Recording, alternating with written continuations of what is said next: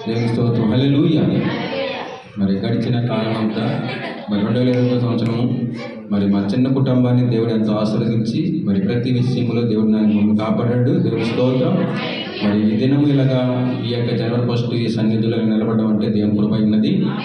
మరి గత కాలంలో మేము అంటే అనేక జనవరి 1లో అనేక ప్రమాణాలు చేసుకుంటున్నాం, కానీ దాన్ని ఇంప్లిమెంట్ చేయలేకపోతున్నాం, దానిపై నిలబడలేకపోతున్నాం. మరి మా కోసం ప్రార్థించండి.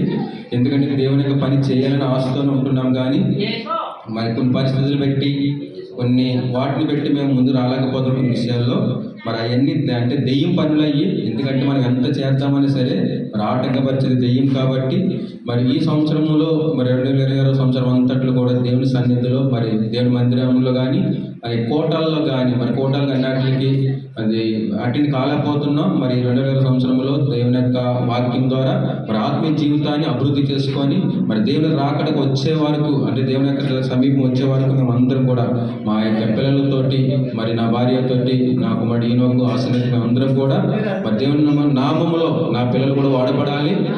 దేవుని సేవలు వాడుకోవడానికి ఉత్తమం ఏమీ లేదు. మరి మేము అదే ప్రమాణం చేసుకుంటున్నాం మా కుటుంబ ఆరాధనలు కానీ అన్నట్లు కానీ ఖచ్చితంగా. ఎందుకంటే వ్యక్తుల కోసం మనం భక్తి చేయట్లేదు, మరి ఒక దేవుని యొక్క వాక్యం ఏమై ఉన్నదన్నది అది రుజువు చేయబడింది. కాబట్టి దానిపై మేము నిలబడని ఆశపడుతున్నాం. మా కోసం ప్రార్థించండి. అలాగే చిన్న సంఘం కోసం ప్రార్థిద్దాము.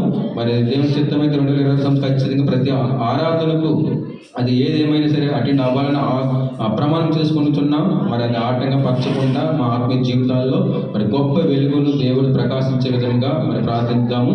అలాగే ముఖ్యంగా నా బిడ్డలు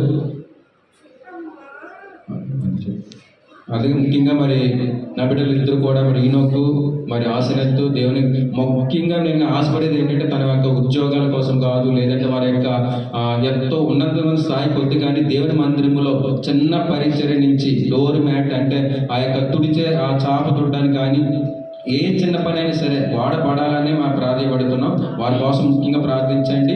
ముఖ్యంగా నా కుమారుడు ఈనోకు మరి యొక్క వాయిద్యాలు వాయించడానికి కానీ మరి దేవుని చిత్తం అయితే ఆ తబల కొట్టడానికి అలాగే మరి ఫ్యాడ్ కొట్టడానికి మరి అన్నట్లు దేవుడు మాకు సహాయం చేసేలాగా కుమారుడు ఇక్కడ వాడబడాలి. ఖచ్చితంగా దేవుడు రాక ఆలస్యం అయితే మరి ఈ యొక్క సన్నిధిలో నా కుమారుడు ఖచ్చితంగా దావీదు వలె ఏ విధంగా అయితే దావీదుని ఎలా వాడుకున్నాడో ఈనోకుని ఎలా వాడుకున్నాడో అలాగే నా కుమారుడు కూడా ఇందులో వాడుకోబడాలని దేవుడికి ప్రమాణం చేసుకుంటున్నాం. అలాగే నా కుమార్తె విషయంలో కూడా మరి ఆశీర్వాద విషయంలో కూడా మరి తన యొక్క పాటల విషయంలో కానీ ఆరాధన అంటే తను చేసే పరిచర్యలో దేవుడు వాడబడాలని ఖచ్చితంగా నాకు బిడ్డ కూడా ఇందులో వాడబడాలని ప్రభుత్వం మనం చేస్తున్నాం. మరి దేవుని చిత్తం అయితే మరి తన కుమార్తె మరి వచ్చే సండే మరి తన పుట్టినరోజు సందర్భంగా మరి బాప్టిజం తీసుకుంటామని ఆ గత నుంచి అసలు నిన్న 31st తీసేసుకుంటాను డాడీ అన్నది. అలా కాదమ్మా నువ్వు ఎలాగా బర్త్డే ఉంది కదా అప్పుడు తీసుకుందిగా చెప్తే ఆగింది.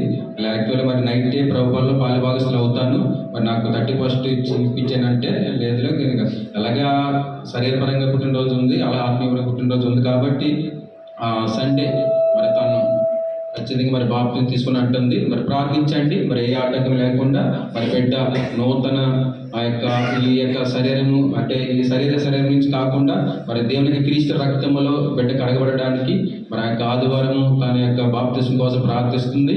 మరి గత కుటుంబ ఆరాధన అంతట్లో ఉంటుంది. తన కోసం ఇంకా ప్రార్థించండి.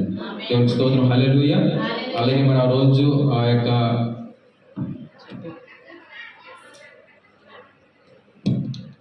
మరి చిన్న ప్రార్థన పెట్టుకోవాలి అనుకుంటున్నాము. అది కూడా అంటే ఇంకా ఇప్పుడు వరకు నిజంగా మరి ఆ బిడ్డలకు బర్త్డే చేయలేదు.